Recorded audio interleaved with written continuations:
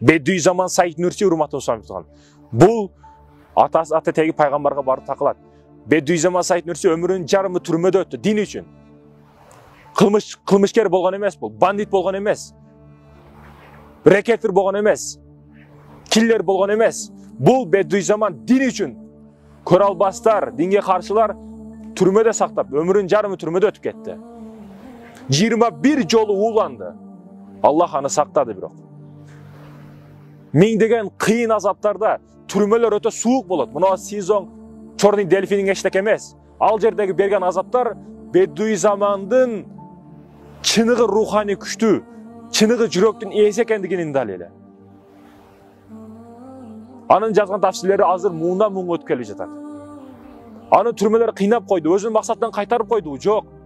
Bedүй заман до конца барды. Анын жаткан өлүгүн дагы жашырышты, баша кылышты, жок кылышты. Ошондой дин үчүн кызмат кылган адамдар, инсандар урматтуу сабырдыгар. Сиз бүгүн эмне кылдыңыз? Мусулманмын дейсиз. Сиз бүгүн эмне кылдыңыз?